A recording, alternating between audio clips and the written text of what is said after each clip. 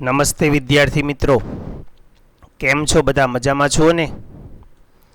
ધોરણ 10 વિષય ગણિત, પ્રકરણ 7 યામ ભૂમિતિ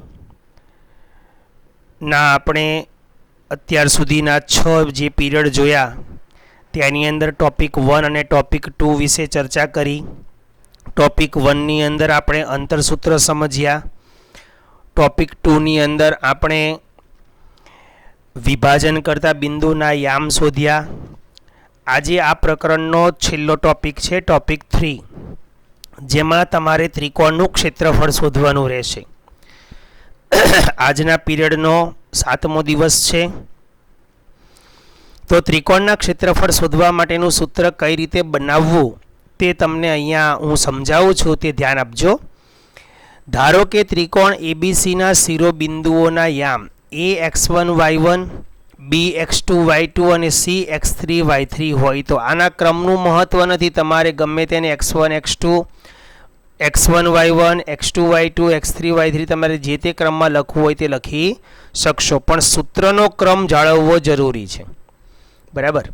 તો ત્રિકોણ એબીસીના શિરોબિંદુ આપેલા હોય અને એબીસીનું જો ક્ષેત્રફળ શોધવાનું હોય તો એને ખાલી તમે એબીસી તરીકે લખી શકો, અથવા તમે લખી શકો ત્રિકોણ એબીસીનું ક્ષેત્રફળ બરાબર. એટલું લાંબુ ન લખવું હોય તો ખાલી એબીસી લખશો તો પણ ચાલશે. ત્રિકોણ એબીસી બરાબર એટલે ત્રિકોણ એબીસીનું ક્ષેત્રફળ એટલે કે એબીસી લખી શકાય ઇક્વલ ટુ 1/2. પછી આ માનાંક જરૂરી છે. માનાંકમાં મેં જે સૂત્ર છે ને જે અધૂરું રાખેલું છે, જો સમજાવું છું કેવી રીતે લખવાનું છે તે.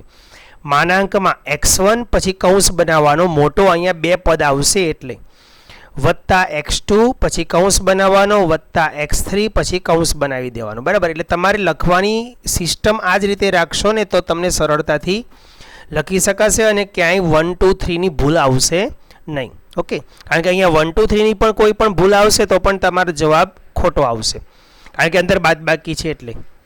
તો x1 પછી કૌંસ કરવાનો વત્તા x2 પછી કૌંસ વત્તા x3 પછી કૌંસ, કારણ કે અહીંયા નિશાની પછી બે પ્રકારની છે, બહાર વત્તા છે તો અંદર માઇનસ એ આવશે. એટલે ક્યાંક વિદ્યાર્થીઓ ભૂલ કરે છે પ્લસ માઇનસની પણ અને 1 2 3 ની પણ. હવે જો અહીંયા x1 છે ને તો અહીંયા 2 અને 3 વાળા પદો આવશે. એટલે મેં તમને એની માટે એક સાયકલ બતાવી છે. જુઓ, કાં તો વાયની સાયકલ યાદ રાખશો અથવા ખાલી 1 2 3 ની સાયકલ યાદ રાખશો તો પણ ચાલશે. અહીંયા કોણ છે તો કે x1 છે. બરાબર? જો x1 હોય ને તો 1 સિવાયના મતલબ 2 અને 3 નો અહીંયા બાદબાકી આવશે, એટલે અહીંયા આવશે y2 માઇનસ y3. 1 2 3 આ રીતે થશે ક્રમ. બરાબર? હવે પ્લસ કરીને અહીંયા x2 છે તો 2 પછી કોણ છે? 2 પછી અહીંયા તો કે 3 અને 1, અથવા અહીં જોશો 2 તો 2 પછી અહીં તમારે કોણ આવશે? 3 અને 1. તો અહીંયા આવશે y3 માઇનસ y1. ઓકે? 2 3 1. હવે અહીંયા 3 આવે છે તો શું આવશે વિચારો? હા, સરસ, 1 અને 2. તો અહીંયા આવશે y1 માઇનસ y2. ક્લિયર થઈ ગયું? એટલે આ સાયકલને તમે યાદ રાખશો તો તમને સરળતાથી ક્રમ ક્યારેય ખોટો આવશે નહીં. અહીંયા x1 લખ્યો છે તો 1 પછીના લખવાના, 2 અને 3 y સાથે જોડવાનો, આની સાથે x. x1 તો y2 y3 એની બાદબાકી, પછી x2 તો અહીંયા y3 y1. ઓકે? અહીંયા x3 લખશો, અહીંયા x લખશો તો y1 અને y2. અહીં જો y2 માંથી y1 બાદ કર્યો તો તમારી અહીંયા તકલીફ પડશે, કારણ કે અહીંયા આખાનો વર્ગ નથી આવતો. મિત્રો યાદ કરો પહેલું સૂત્ર. પહેલા સૂત્રની અંદર x1 માઇનસ x2 નો વર્ગ વત્તા y1 માઇનસ y2 નો વર્ગ હતો, એટલે એની જે બાદબાકી કે સરવાળો જે થતો હોય એનો વર્ગ હંમેશા ધન જ થવાનો હતો. પણ અહીંયા જો તમે 3 લખો, આ y1 3 હોય અને y2 5 હોય તો 3 માઇનસ 5 ની જગ્યાએ 5 માઇનસ 3 લખો, કેટલો ડિફરન્ટ પડી જશે? આનો જવાબ આવશે -2 અને આનો જવાબ આવશે 2, અને આ -2 અહીંયા જ્યારે x સાથે x3 સાથે ગુણાશે એટલે પ્લસ માઇનસની નિશાની બદલાઈ જશે. એટલે અહીંયા તમારા જવાબમાં ગડમથલ થઈ જશે. ધ્યાન રાખજો ખાસ. એટલે આ કાળજી લેવાની છે. અહીંયા 1 2 3 નો ક્રમ ક્યારેય બદલાવવો જોઈએ નહીં. બરાબર? તો સૂત્ર છે તમારી સામે, એક વખત રિપીટ કરી લેજો અને કેવી રીતે લખવું એ મેં તમને સમજાવ્યું છે એ રીતે જ તમારે હંમેશા દાખલામાં ગણતી વખતે લખવાનું, જેથી 1 2 3ની ભૂલ ન થાય. તો ફરી વખત રિપીટ કરું છું. ABC બરાબર 1/2, માનાંક કરવો ફરજિયાત છે. x1 લખવાનો, પછી કૌંસ વત્તા x2, પછી કૌંસ વત્તા x3, પછી કૌંસ. કૌંસની અંદર yની કિંમતો પછી મૂકવાની, મતલબ કે yના y2 માઇનસ y3 પછી મૂકવાના. પહેલાં કૌંસ કરી દેવાના, x1 x2 ને x3 જ લખવાના ખાલી. પછી 1 છે તો 1 સાથે અહીંયા જો x ને 1 તરીકે અહીંયા x નામ આપી દેવાનું, એવું લાગે ને તો તમારે અહીંયા x કરી દો તો આ બાકીના y થઈ જાય. બરાબર, આ એક થઈ ગયું. પછી તમારે આને છેકી નાખવાનું અને અહીંયા તમારે x કરી દેવાનો, અહીંયા x કરી દો તો આ y થઈ જાય. પછી તમે જ્યારે આને x કહી દો ત્યારે આ y અને આ પણ y થઈ જાય. એટલે x3 સાથે y1 અને y2ની જ બાદબાકી થાય, y2 y1 નહીં, ખાસ ધ્યાન રાખજો. ઓકે. બીજી એક નોંધ છે, જો ત્રિકોણનું ક્ષેત્રફળ શૂન્ય આવે, ક્યારેક ક્યારેક ગણતરીમાં ત્રિકોણનું ક્ષેત્રફળ કેવું આવશે, શૂન્ય આવે, તો તેના ત્રણેય, તેના એટલે કોના, ત્રિકોણના ત્રણેય શિરોબિંદુઓ કેવા ગણાશે, સમરેખ. ખરેખર તો સમરેખ એટલે એક રેખા આવે, રેખા તો ક્ષેત્રફળ ધરાવતી નથી. એવું આપણે ધોરણ 9ની અંદર યુક્લિડની ભાગ પ્રવિધિનું જે પ્રકરણ હતું ને, થિયરિકલ બેઝવાળું પ્રકરણ 5, એમાં સમજ્યા હતા. ક્ષેત્રફળ રહિત છે, રેખાને ક્ષેત્રફળ હોય નહીં, પણ અહીંયા એમ કે છે તેનું ક્ષેત્રફળ 0 છે. હવે આ NCERT છે એટલે તમારે આ બાબતને સ્વીકારવાની પણ રહેશે. ઓકે. તો નાનો એવો પોઈન્ટ છે આનો, ખાલી ક્ષેત્રફળનું સૂત્ર યાદ રાખવાનું છે અને એક આ નોંધ યાદ રાખવાની છે. હવે એના આધારિત આપણે દાખલા જોઈશું. ઉદાહરણ નંબર 11, જેના શિરોબિંદુઓ 1 -1 -4 6 અને -3 -5 હોય તેવા ત્રિકોણનું ક્ષેત્રફળ શોધો.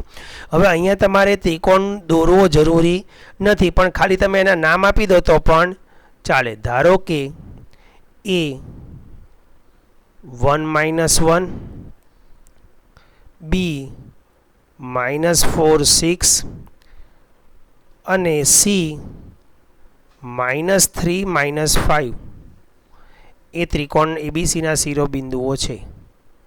એ ત્રિકોણ ABCના શિરોબિંદુઓ છે.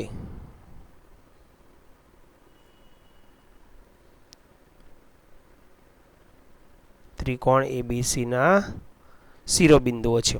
તો હવે ત્રિકોણ ABCના શિરોબિંદુઓ હોય તો ત્રિકોણ ABCનું ક્ષેત્રફળ એટલે કે ABC બરાબર 1/2. હવે ધ્યાન આપજો, સૂત્ર કેવી રીતે લખું છું ફરી પાછો, x1 પછી મોટો કૌંસ કરવાનો વત્તા x2 મોટો કૌંસ કરવાનો અને વત્તા x3 અને મોટો કૌંસ કરીને માનાંક પૂરો કરવાનો. હવે અહીંયા y1 y2 y3ના જે ક્રમ છે એ બહુ અગત્યના છે. અહીંયા તમારે લખવાનો છે y2, 1 હોય તો 2 અને 3 આવશે અહીંયા. પછી અહીંયા 2 છે તો 3 થી શરૂ કરવાનું છે, y3 માઇનસ y1, અને અહીંયા 3 છે તો 1 થી શરૂ કરવાનું છે, y1 માઇનસ y2. ચાલો હવે આની અંદર કિંમતો મૂકીશું આપણે. 1/2 માનાંકમાં હવે x1ની કિંમત જેવી રીતે સૂત્ર બનાવ્યું ને એવી રીતે જ કિંમતો મૂકવાની. પહેલાં 1 મૂકો, પછી કૌંસ બનાવી દો, વત્તા x2ની કિંમત -4 છે તો પહેલાં -4 કૌંસમાં જ લખો, વાંધો નહીં, અને વત્તા x3ની કિંમત પણ -3 છે. તમે અહીંયા પ્લસ માઇનસને સીધા માઇનસ કરી નાખશો તો પણ ચાલશે, પણ આપણે એક વખત એક પદ વધારીએ પછી આગળથી ગણીશું ટૂંકમાં. બરાબર. હવે y2 ધ્યાન રાખજો, y2 એટલે બીનો હોય, બીનો ઘટક y2 કહેવાય, માઇનસ y3 એટલે સીનો ઘટક, એમાં માઇનસ માઇનસ પ્લસ કરી દો. આ માઇનસ સૂત્રના હતા અને આ -5 એટલે માઇનસ માઇનસ પ્લસ થયા. હવે y3 અહીંયા -5 આવશે, માઇનસ y1 એ -1 છે એટલે +1 થઈ જશે. અહીંયા y1 એટલે અહીંયા -1 આવશે, પછી સૂત્રનો માઇનસ અને y2ની કિંમત -4 છે એ +4 થઈ જશે. બરાબર. દરેક y2ની કિંમત 6 છે આપણે x2 લઈ લીધો, y2 છે આ, y2 ની કિંમત 6 છે. કિંમતોને ખાસ ધ્યાન રાખજો, નહીંતર આવી ભૂલ થશે તો તમારા દાખલાનો જવાબ છેલ્લે આવશે ખરો પણ ખબર નહીં પડે કે આ ખોટો છે એમ, કારણ કે ત્યારે જવાબ તમારી સામે નહીં હોય. એટલે એક વખત ફરી વખત એવું લાગે તો કિંમતોને ચેક કરી લેવાની. બરાબર, આ છે તમારો x1, આ છે y1, x2 અને y2 તેમજ x3 અને y3. ઓકે, હવે શું આવશે તો જુઓ તમે, x1 બરાબર લખ્યો છે, x1 ની કિંમત 1 છે, x2 ની કિંમત -4 છે, x3 ની કિંમત -3 છે, y2 ની કિંમત 6 છે, y3 ની કિંમત -5 છે એટલે +5 થઈ ગયા, y3 ની કિંમત -5 છે, y1 ની કિંમત -1 છે એટલે +1 થઈ ગયા. પછી y1 ની કિંમત -1 છે અને y2 ની કિંમત 6 છે. કિંમતો બધી કમ્પ્લીટ આવી ગઈ. હવે આગળ વધો, આ 1 નો 1 રાખો, અહીંયા જે સરવાળા બાદબાકી થતા હોય એ કરો. 6 ને 5 11 થયા, પ્લસ માઇનસ, આ પ્લસ માઇનસ કરી નાખો 4 અને અંદરના સરવાળા બાદબાકી કરો એ -4. બરાબર, પછી પ્લસ માઇનસ પાછા 3, આ પ્લસ માઇનસ થયા એટલે -3 થયા અને -1 -6 તો -7. હજી માનાંક તમારો છૂટતો નથી, માનાંક છેલ્લે ખોલવાનો છે. અંદરનું ટોટલી સાદુરૂપ આપ્યા પછી અને માનાંક રાખવા પાછળનું કારણ શું છે? ક્ષેત્રફળ શોધો છો તમે. ક્ષેત્રફળ હંમેશા અનઋણ હોય, ધ્યાન આપજો, અનઋણ. શૂન્ય ન હોય એવું નથી વિચારવાનું. હવે ખરેખર ક્ષેત્રફળ શૂન્ય હોય જ નહીં. 11 એકા 11, પછી માઇનસ પ્લસ, ચોકે 16, માઇનસ પ્લસ 7 તરી 21. હવે આ ત્રણેયનો તમારે કરવાનો છે સરવાળો. આગળ 1/2, જો કે સરવાળો પણ અહીંયા ધન જ આવી ગયો એટલે પછી વાંધો આવશે નહીં. 6 7 ને 1 8, બરાબર, 2 ને 1 3 ને 1 4 એટલે કે 48. માનાંકમાં 48 ના છેદમાં 2 એટલે સીધા તમે ધન લખી શકો. 24 ચોરસ એકમ ક્ષેત્રફળ હોય એટલે ચોરસ એકમ ફરજિયાત લખવાનું, ભલે સેમી કે મીટર એ લોકોએ ન લખ્યું હોય તો પણ. બરાબર, તો આ તમારો જવાબ થશે. ત્યારબાદ એ જ રીતે ઉદાહરણ 12 છે, બિંદુઓ આપેલા છે, આના દ્વારા રચાતા ત્રિકોણનું ક્ષેત્રફળ શોધવાનું છે. બરાબર, તો એની માટે અહીંયા તમને સીધા એબીસી આપેલા છે એટલે તમે સીધું એબીસી ક્ષેત્રફળનું સૂત્ર લગાડી શકશો. એબીસી બરાબર 1/2, માનાંકની અંદર આવશે x1, પછી મોટો કૌંસ વત્તા x2, પછી કૌંસ અને વત્તા x3. ધ્યાન આપજો મિત્રો, બહારની નિશાની વત્તાની છે અને અંદરની નિશાની બાદબાકીની છે. y બાદબાકીમાં આવે છે, y2 માઇનસ y3 તેમજ y3 માઇનસ y1 અને y1 માઇનસ y2. બરાબર, y ની કિંમતો જ બાદબાકીમાં લેવાની છે, x ની નહીં. 1/2 માનાંકમાં x1 એટલે કોણ? એના ઘટક 5, પછી કૌંસ કરવાનો વત્તા x2 કોણ છે? 4. કિંમતો કાળજીપૂર્વક અને શાંતિથી મૂકજો. વત્તા x3 ની કિંમત છે 7. કિંમતમાં કે નિશાનીમાં કાંઈ પણ ભૂલ થશે એટલે તમારો જવાબ ખોટો આવશે. y2 ની કિંમત 2 છે, માઇનસ y3 ની કિંમત 7 છે, y2 ની કિંમત 7 છે. જો આવું થશે એટલે ખાસ કાળજી રાખજો કિંમતો લખવામાં. y2 ની કિંમત 7 છે અને y3 ની કિંમત -4 છે એટલે એ +4 થઈ જશે. અહીંયા y3 ની કિંમત -4 છે, માઇનસ y1 ની કિંમત અહીંયા 2 છે એટલે અહીંયા 2 આવશે. y1 ની કિંમત અહીંયા 2 છે, અહીંયા જે કિંમત લખી હશે એ અહીં લખવાની આવશે, પણ કાળજીપૂર્વક લખજો. ક્યારેક અહીંયા માઇનસને કારણે આ પ્લસ થઈ ગયા હોય તો અહીં પ્લસ નહીં કરી નાખતા પાછા, એટલે અહીંથી જોઈને જ લખજો આગળથી. અને y2 ની કિંમત 7 છે એટલે -7. ઓકે, હવે આનું સાદું રૂપ આપી દઈએ. 1/2 માનાંકમાં 5 તેમના તેમ રાખો 7 ને 4 11 વત્તા 4 તેમના તેમ રાખો -6 -4 -2 -6 વત્તા 7 તેમના તેમ રાખો 2 - 7 એટલે -5 માનાંક પૂરો. ત્યારબાદ 1/2 માનાંકમાં 11 × 5 = 55 -6 × 24 કેમ માઇનસ થયા ખ્યાલ છે ને પ્લસ માઇનસ માઇનસ 6 × 24 7 × 5 = 35 ત્યાં પણ માઇનસ આવશે 7 × 5 = 35. હવે 1/2 માનાંકમાં હવે આના સરવાળા બાદ બાકી કરો 55 માંથી 35 ગયા તો 20 વધ્યા 20 માંથી 24 ગયા તો -4 વધ્યા. હવે -4 ને ધન બનાવી દેવાના સીધા 1/2 એના અડધા કરી નાખો એટલે સીધા લખી દેવાના 2. આપણે પછી બહાર જવાબ 2 થી જ લખવાનો છે 2 ચોરસ એકમ.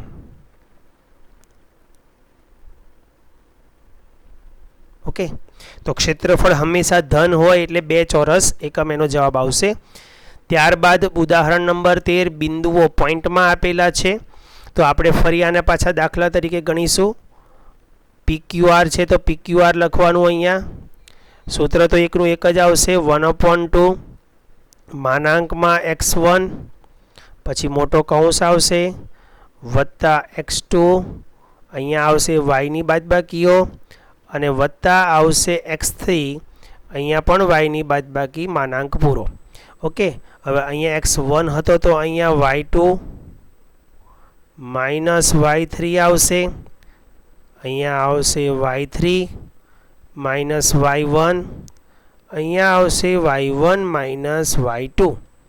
ક્રમ બદલાય નહીં એની કાળજી રાખવાની છે બરાબર. 1/2 હવે x1 ની કિંમત કેટલી છે અહીંયા તો કે -1.5 અને y ની કિંમતો મૂકવાની બાકી રાખશું આપણે વત્તા જેમ સૂત્રમાં લખીએ છીએ ને પહેલાં x ને લખ્યા પછી y ને લખ્યા એમ જ કિંમતોને લખવાની. પછી y2 ની કિંમત આવશે 6 પછી કૌંસ રાખવાનો બાકી વત્તા y3 ની કિંમત છે -3 તો અહીંયા પ્લસનો માઇનસ તમે કરી નાખો તો પણ સીધું ચાલે બરાબર. કારણ કે અહીંયા પ્લસ આવતો તો સૂત્ર પ્રમાણે પણ કિંમત આવી છે માઇનસ એટલે પ્લસ માઇનસ -3. પાછું એમ નહીં સમજતા કે અહીં સૂત્ર માઇનસ કેમ થઈ ગયું બરાબર પ્લસ માઇનસ માઇનસ કર્યા છે. હવે અહીંયા y2 એટલે -2 માઇનસ y3 એટલે 4 y3 ની કિંમત છે 4 સૂત્રમાંથી માઇનસ અને y1 ની કિંમત છે 3. એ જ રીતે અહીંયા y1 ની કિંમત છે 3 માઇનસ y2 ની કિંમત -2 છે એ માઇનસ માઇનસ +2 થઈ જશે. ઓકે તો 1/2 માનાંકમાં અહીંયા આને તમે છે ને અપૂર્ણાંક સ્વરૂપમાં લખવું હોય ને તો પણ તમે લખી શકશો જો આ રીતે -3/2 લખી શકાય અને અહીંયા જવાબ આવશે -6 વત્તા અહીંયા 6 આવશે 4 માંથી 3 જાય તો 1 -3 3 ને 2 5. ઓકે હવે 1/2 અહીંયા છેદ ઉડાડો 3 × 2 = 6 બરાબર માઇનસ માઇનસ પ્લસ 3 × 3 = 9 તો 9 પ્લસ થઈ ગયા વત્તા 6 × 1 = 6 અને માઇનસ 5 × 3 = 15 9 × 6 = 15 15 માઇનસ 15 0 એટલે માનાંકમાં આવ્યો 0. હવે 0 તો ધન કે ઋણ કાંઈ હોય જ ન શકે તો = 0 ચોરસ એકમ. જો હવે પેલી નોંધ યાદ કરો જો ક્ષેત્રફળ 0 ચોરસ એકમ આવે તો શું થાય તો કે PQ અને R સમરેખ બિંદુઓ છે તો માટે તમે લખી શકો કે ત્રિકોણ PQR નું ક્ષેત્રફળ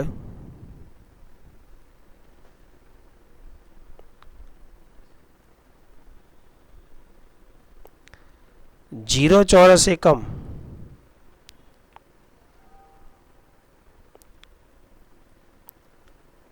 તેથી PQ ક્યુ અને આર સમરેખ બિંદુઓ છે. તો સમરેખ બિંદુઓને સાબિત કરવા માટે આ પણ ચાલે ને, બરાબર. જે ટોપિક 1 છે યાદ કરો. ટોપિક 1 ની અંદર આપણે થિયરીના પોઈન્ટ્સ લખાવ્યા હતા કે 3 બિંદુને સમરેખ સાબિત કરવા માટે શું કરવાનું, તો કે કોઈ પણ 2 અંતરસૂત્રોનો સરવાળો ત્રીજા અંતરસૂત્ર જેટલો થવો જોઈએ. એટલે કે AB + BC = AC. યાદ છે? સૂત્રોને યાદ કરો, નહીંતર પાનું ફેરવો એટલે ખબર પડી જશે. AB + BC = AC અથવા AB + AC = BC, આવી 3 શરત મેં લખેલી હતી. કોઈ પણ 2 અંતરસૂત્રનો સરવાળો ત્રીજા જેટલો થાય તો 3 સમરેખ બિંદુઓ છે. એક એ રીત હતી, એમાં 3 અંતરસૂત્ર શોધવા પડતા હતા અને ત્રણેયના વર્ગ કાઢવા પડતા હતા, બરાબર. અહીંયા તમે ક્ષેત્રફળની મદદથી પણ સમરેખ બિંદુને સાબિત કરી શકશો. ઓકે. ત્યાર પછી ઉદાહરણ નંબર 14 છે. બિંદુ A, B અને C સમરેખ છે. જો અહીંયા કહી દીધું છે તમને A, B અને C સમરેખ છે. સમરેખ છે મતલબ આ ત્રણેયને લગતું જે ત્રિકોણ બનશે ને, આમ તો જો કે ન જ બને, સમરેખમાં ત્રિકોણ ન જ બને, પણ આપણે NCERT પ્રમાણે એમ વિચાર લો બનશે. તો A, B અને C ને જોડતા જે ત્રિકોણ બને છે એ ત્રિકોણનું ક્ષેત્રફળ 0 થશે, બરાબર. તો જ એ સમરેખ હોય અને એને આધારે એની કિંમત શોધવાની છે. તો પછી અહીંયા આપણે એની વિશે દાખલો ગણીએ. કેવી રીતે ગણવાનું છે તે લખીએ. પહેલાં લખી દઈએ અહીંયા A, B અને C, જે લોકોએ નોંધ કરીને આપી છે એને આધારે એક વાક્ય લખવું પડશે. બિંદુઓ A, B અને C સમરેખ હોવાથી ત્રિકોણ ABC નું ક્ષેત્રફળ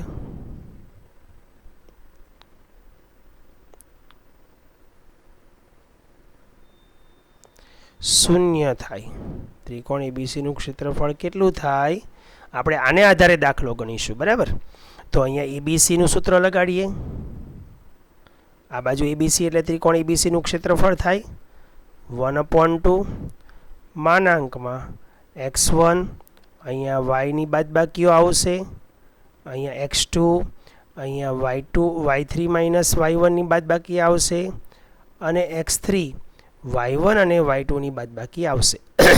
કિંમતો મૂકીએ. અહીંયા x1 ની સાથે આવશે y2 - y3, x2 સાથે આવશે y3 -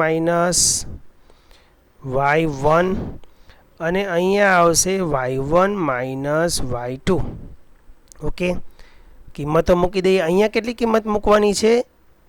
0 મૂકવાના છે. કેમ 0 મૂકવાના છે? કારણ કે એ ABCનું ક્ષેત્રફળનું જગ્યા છે આ, અને ક્ષેત્રફળ કેટલું થયું છે? 0. કેમ 0 થયું છે? કે સમરેખ હોવાને કારણે, બરાબર. તો જ આપણને અજ્ઞાત કેની કિંમત મળવાની છે. તો અહીંયા આવશે 1/2 માનાંકમાં આવશે x1 ની કિંમત 2, અહીંયા y ની કિંમતો બાકી રાખીએ, વત્તા x2 ની કિંમત છે 4, y ની કિંમત બાકી રાખીએ, વત્તા x3 ની કિંમત છે 6, y ની કિંમત બાકી રાખીએ. માનાંક પૂરો. હવે y ની કિંમતો મૂકો. ચાલો. y2 કેટલા છે? તો કે k છે. y2 k છે. માઇનસ y3 કેટલા છે? -3 છે એટલે +3 થઈ જશે. અહીંયા y3 કેટલા છે? તો કે -3 છે. માઇનસ y1 કેટલા છે? 3 છે. અહીંયા y1 કેટલા છે? 3 છે. અને માઇનસ y2 કેટલા છે? તો કે k છે. y2 કોણ છે? k. ઓકે. હવે આ છેદનો 2 આ બાજુ જશે તો 0 × 2 0 થઈ જશે. અને ન ઉડાડો ને આમાંથી ક્યાંય ઉડતો હોય તો પણ ચાલે, પણ આપણે આ રીતે કરી દીધું એટલે 2 આ બાજુ ખાલી લઈ ગયા, આ 2 ને આમ લઈ ગયા એટલે 0 × 2 0. હવે અહીં માનાંક વધ્યો. માનાંકમાં શું છે?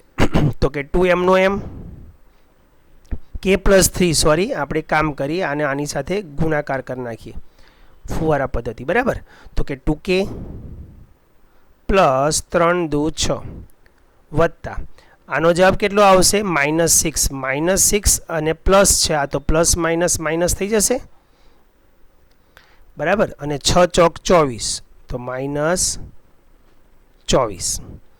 વત્તા આ 6 નો પાછો ફુવારા મારો 6 સાથે 3 નો ગુણાકાર 6 સાથે k નો ગુણાકાર તો 6 તરી 18 માઇનસ 6 ઇન્ટુ k 6k માનાંક પૂરો. હવે તમે અહીંયા શું કરશો તો કે આનું અંદરનું હજી સાદું રૂપ આપી દો. કે વાળા પદો ભેગા કરો. અહીંયા છે 2k, અહીંયા છે માઇનસ 6k એટલે માઇનસ 4k થાય. ત્યારબાદ સરવાળા બાદબાકી કરી નાખો રકમોના. માઇનસ 24 વત્તા 18 અને 6, 18 ને 6 24, 24 માઇનસ 24 એટલે કે 0. તો 24 આ ત્રણે પદનો સરવાળો બાદબાકી 0 જ થઈ ગયો, તો પછી એને લખવાની જરૂર નથી. તો minus 4k is equal to 0. હવે ચાલો, તો માઇનસ 4k ની કિંમત 0 છે, મતલબ માનાંક હવે અહીંથી દૂર કરી નાખો એટલે કે 4k ઇઝ ઇક્વલ ટુ 0. તો માટે k ની કિંમત શું થશે? માટે k ઇઝ ઇક્વલ ટુ 0.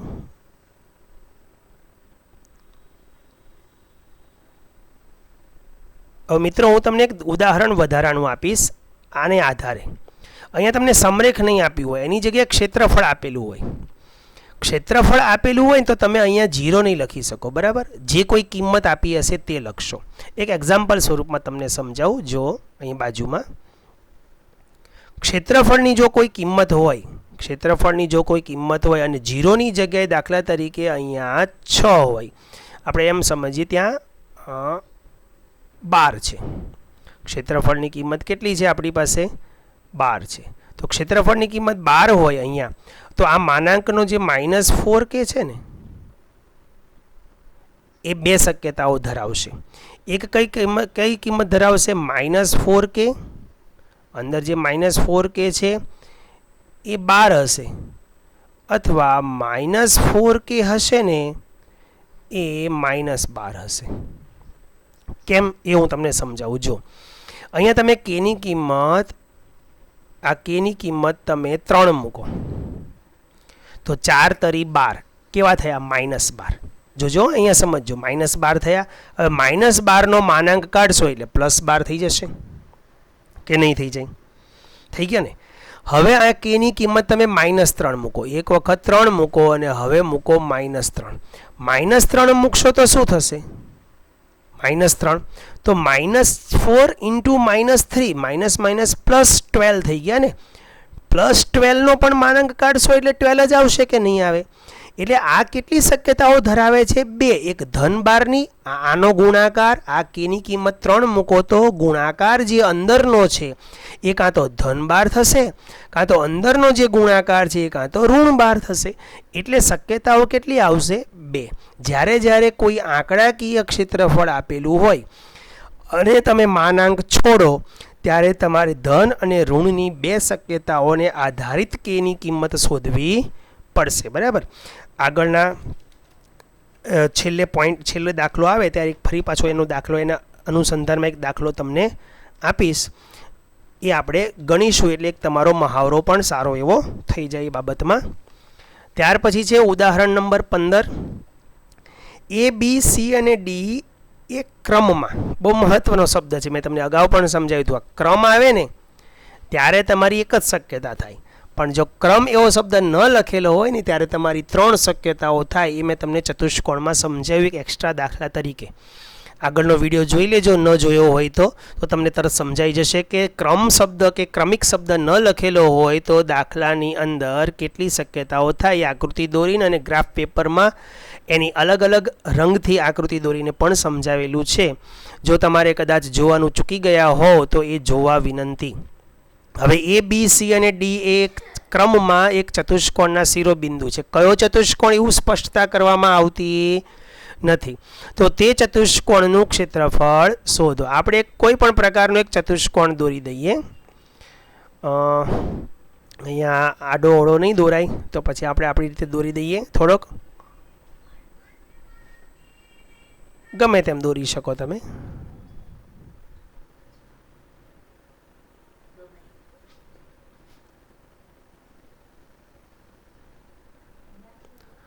આ એ છે,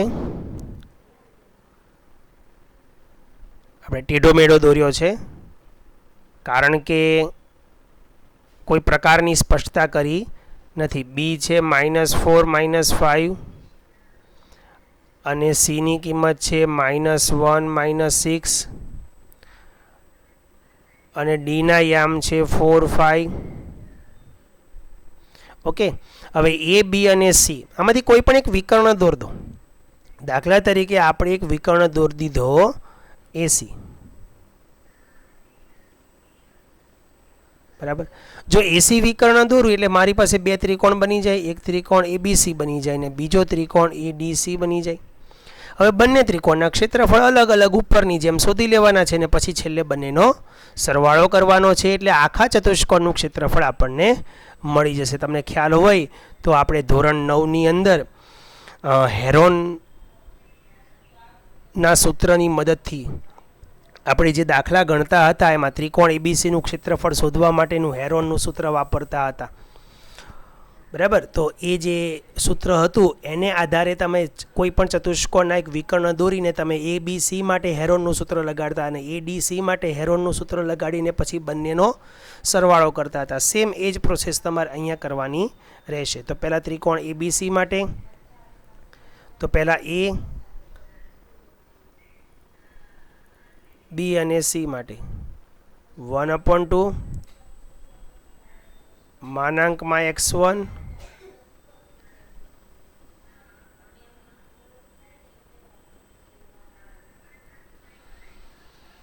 વત્તા x1 x2 અને x3 કિંમતો મૂકી દીધી.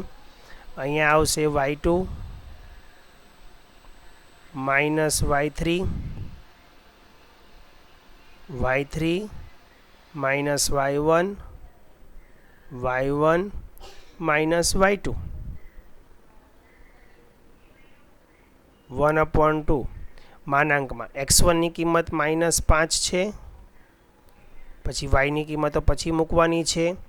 x2 ની કિંમત -4 છે એટલે પ્લસની જગ્યાએ -4 કરીશું. અહીંયાની કિંમત અહીંયા xcની કિંમત પણ માઇનસમાં છે એટલે -1 કરીને અહીંયા y1 અને y2ની કિંમત મૂકીશું. ચાલો હવે y2 કોણ છે તો કે -5 છે, પછી y3 કોણ છે -6 છે એટલે +6 થશે. અહીંયા y3 -6 છે, આ -6 થશે. y1ની કિંમત 7 છે તો અહીંયા આવશે 7. ત્યારબાદ અહીંયા પણ y1ની કિંમત આવશે 7 અને અહીંયા માઇનસ આવશે અને y2ની કિંમત -5 છે એની જગ્યાએ +5 કરી દઈશું, બરાબર. તો અહીંયા 1/2 માનાંકમાં શું આવશે અહીંયા -5, અહીંયા આવશે 1 -4 -6 -7 તો -13, પછી -1 અને 7 ને 5 12 માનાંક પૂરો. હવે અહીંયા 1/2 અહીંયા 5 એકા -5 પછી -- પ્લસ 13 ચોક 52 અને 12 એકા 12. આના સરવાળા બાદબાકી કરીને 2 વડે ભાગી નાખો. જે જવાબ આવે તેને નંબર આપી દેવાનો 1, બરાબર. આ પરિણામ નંબર તમારું આવશે 1. અધૂરું રાખું છું, ધ્યાન આપજો મિત્રો. ત્યારબાદ ત્રિકોણ એ ડી અને સીનું ક્ષેત્રફળ એ ડી અને સી. હવે જો તમે એડીસી લેતા હો ને તો તમારે એક વખત બાજુમાં એનું રફ કામ બતાવી દેવાનું. શું રફ કામ બતાવવાનું? તો બિંદુ એના ઘટકોને લખી દેવાના -5 7, પછી ડીના ઘટકોને લખી દેવાના 4 5 અને પછી સીના ઘટકને તમે લખો છો -1 -6. તો હવે આ જે તમારો છે તે x1 y1 આવું લખવાની વાત છે. x1 y1 આ તમે લખો x2 y2 અને આને તમે લખો x3 y3. હવે જો તમને અહીંયા એડીસી લીધો એની જગ્યાએ તમને એમ લાગે સર અમારે ACD લેવો છે અથવા CAD લેવો છે તો ચાલે, પણ જે ક્રમ આપવો હોય એક વખત ફાઇનલ આપીને પછી 1 2 3 આપી દેજો.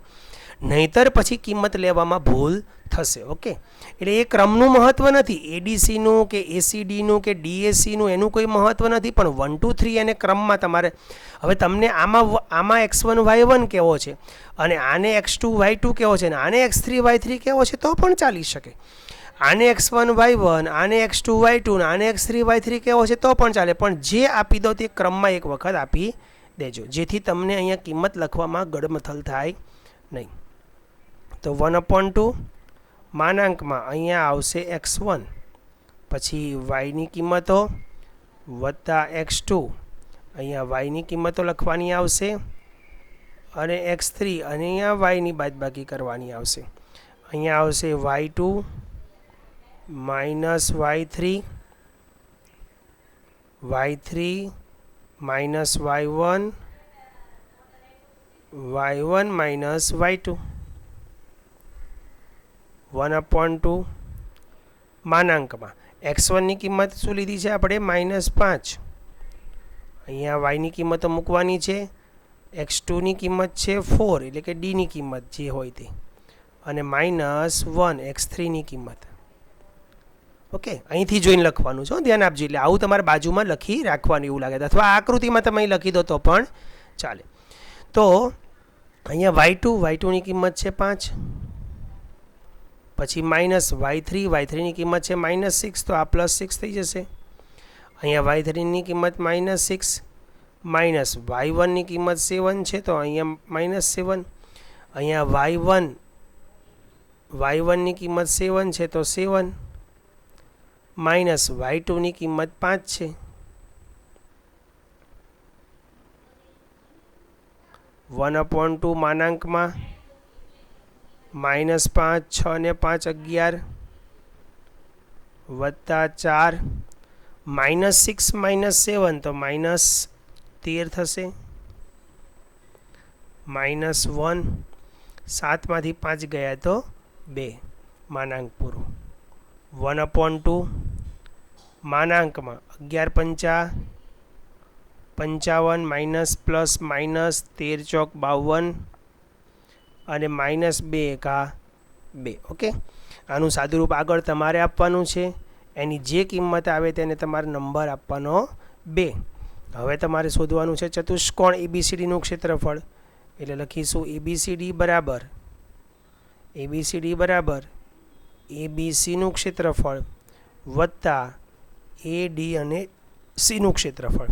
જો આવું ખાલી લખો તો પણ ચાલશે, નહીં તો નું ક્ષેત્રફળ આગળ ચતુષ્કોણ ABCDનું ક્ષેત્રફળ, ત્રિકોણ ABCનું ક્ષેત્રફળ વત્તા ADCનું ક્ષેત્રફળ, એવા આખા શબ્દો લખશો તો પણ ચાલશે. અને અહીંયા તમારે એનો સરવાળો કરશો એટલે તમને ફાઇનલ જવાબ મળી જશે. પછી મોટો જવાબ તમારે ફરજિયાત લખવાનો રહેશે. ઓકે, હવે એક એક્સ્ટ્રા દાખલાની હું તમને વાત કરું છું, એ હું તમને અહીંયા નીચે સ્ક્રીન ઉપર બતાવું છું.